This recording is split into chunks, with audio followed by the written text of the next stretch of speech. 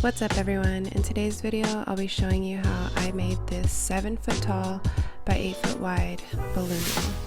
First we're going to get started with wave 1, which is inflating all of your balloons and clustering them.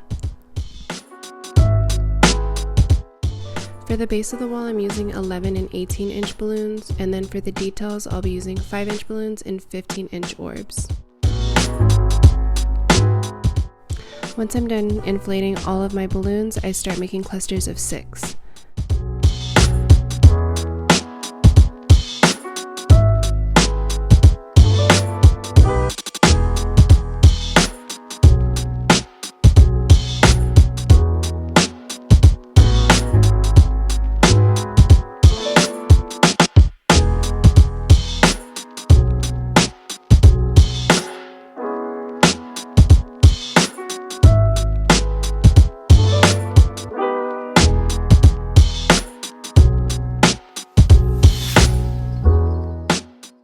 So now we're moving on to wave 2. Here I'm going to start creating columns by taking the necks of 2 clusters and tying them together. The double stuffed balloons are a lot harder to tie together, so if you're having a really hard time you can always use a 260.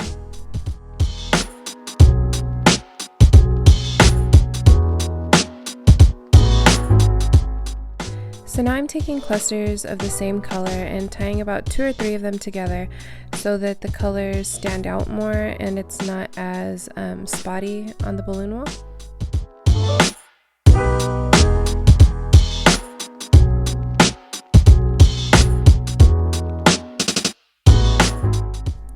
So when building the columns, I'm going to start with the frame. Each side of the frame will have 7 clusters. I measure each cluster at approximately 1 foot, so that's how I got, these measurements. And then the top of it will be 6 clusters.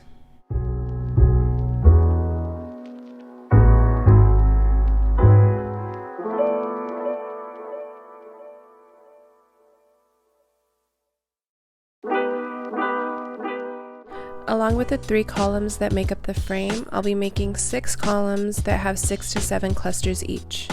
And those 6 columns will make up the balloon wall.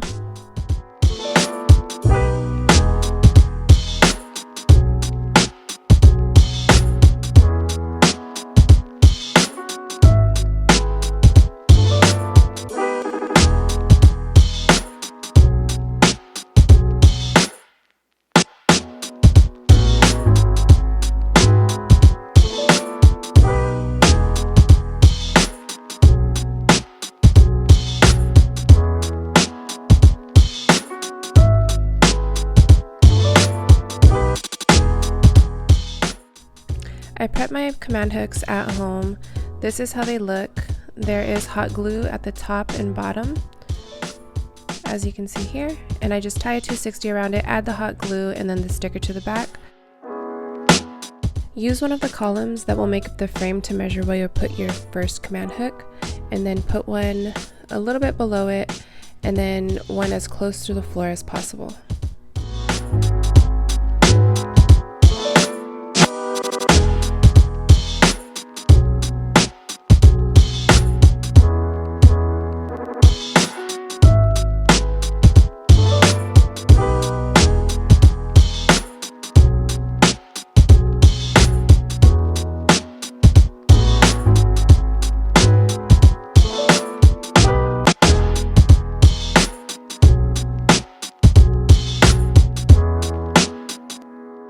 To attach the column to the wall, you grab your 260 that is connected to the command hook and tie it around the top cluster. And then you do the same for the middle and the one closest to the floor.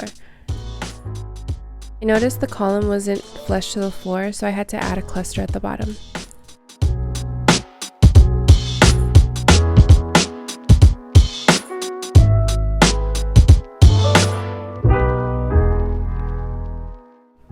So I'm just doing the same thing that I did with the first column, measuring and then applying my command hooks, and then I will go ahead and secure that top column in, and then work on the right side of the frame.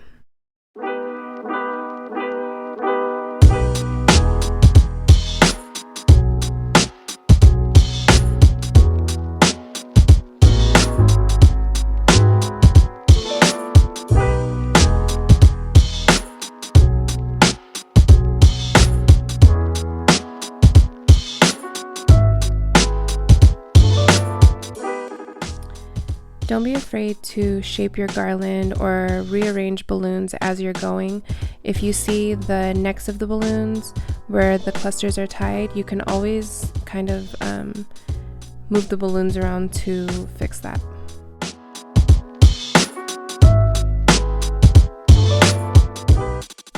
So now it's time to start filling up the wall. You're going to take a column and connect it to one of the clusters at the top. We have 6 clusters at the top and we have 6 columns. Now that your column is connected to the top cluster, you're just going to move all the way down those columns, connecting them together, making them a lot tighter to prevent any holes. You can use the 260 or you can tie the necks.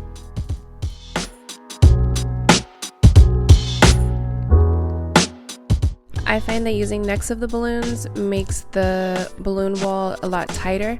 Using 260s, you will see a little bit of holes, and you will see the 260s if they're not the same color as your balloons.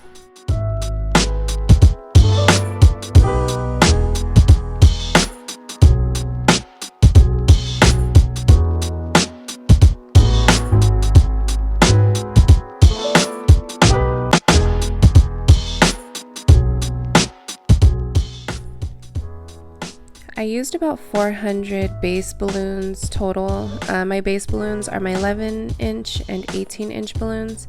And then I used about 6 to 8 18-inch balloons per color.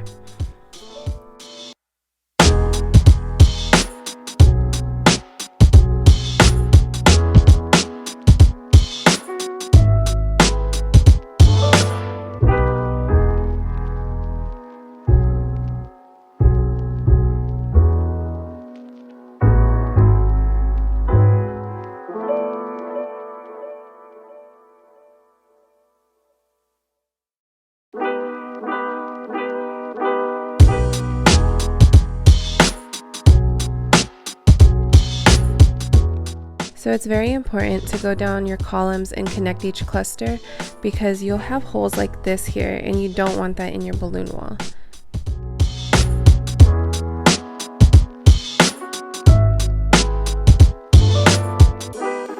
Moving on to wave 3, typically it would just be me adding my 5-inch balloons, but like I said, I left some balloons at home, so I had to inflate 5-inch balloons on site. I hate doing this, but I had to. With the orb balloons, you want to inflate them using your balloon pump, and then after use your manual balloon pump to get rid of all the wrinkles on the side. I then tie a 260 to the ends of the 15-inch orbs, just like I would with the 24-inch balloon, and that's how I will add them into the balloon wall.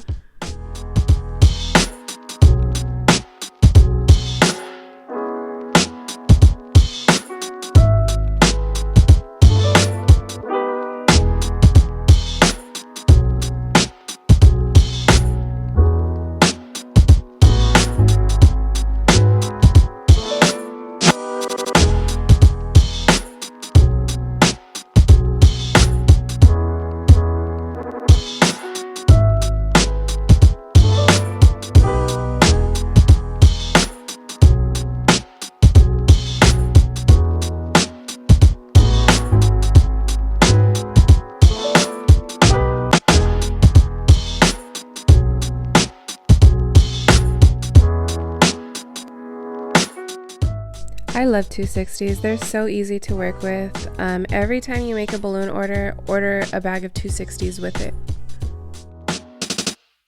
A few things I always keep on deck are glue dots, 260s, rubber bands, command hooks, indoor and outdoor.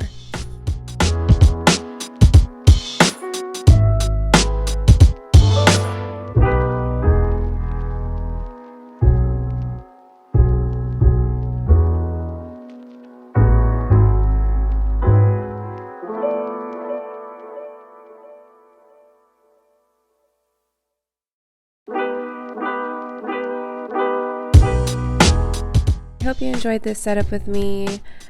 Please follow me on IG because I will be posting something on there for a Q&A that I'll be doing in the future. Thank you for sticking around for this video. I appreciate you. Until next time, peace.